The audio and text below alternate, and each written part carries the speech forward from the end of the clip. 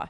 It's been 2 years since the passage of a North Dakota constitutional amendment meant to assist victims of a crime. Since it became law, the state has been working to make it easier for courts and law enforcement to understand. Renee Cooper spent some time today at the state's attorney's office. She joins us now to break down this extremely complex law. Renee. Hi, Lauren. Marsy's law applies to victims, to the court, to law enforcement, to probation officers, all pieces of the criminal justice system.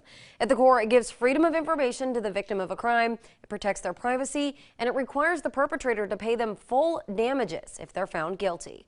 So if I had to break Marsy's law down, I would say it would be a privacy issue, a notification issue or information issue, and a restitution or making them whole again. But a couple of gray areas remain. A victim witness coordinator tells me when Marsy's law first came to be, their office started getting call after call. People were saying their rights as victims were violated and they wanted to know where to report it. Well, she says there really isn't a clear next step for them to take or someone to report it to. You can't sue the government. You can't sue the prosecutor. So what is the next step? The other calls they were getting were from indirect victims of crime, asking for Marsy's law rights, including access to confidential information about the crime. If there is an assault at a bar and you feel like you are traumatized by that, does that make you a victim under Marsy's law because you believe you've suffered psychological harm from watching a bar fight? I think that's reading the law too broadly. There is such a thing as an indirect victim, but that doesn't mean that you are entitled to the rights under Marsy's.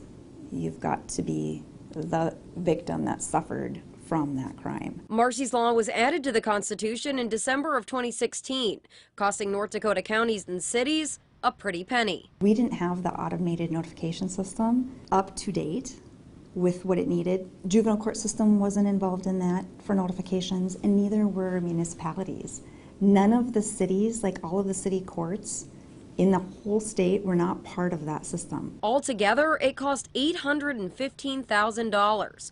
$500,000 was paid for by the state, and the remaining $315,000 was broken up between cities and counties. Dresser Turnus wouldn't say whether or not Marsy's law is a positive overall, but she likes a couple things about it. One, if the victim is owed restitution, they get paid before the government does. I think that's the way it should be, because they are out that loss or that counseling that they're not able to afford. And two, parents can speak on behalf of juvenile victims.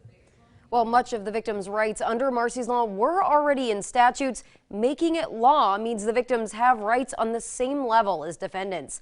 And Lauren, I was surprised to find out that there is not a statewide database for victims who request information.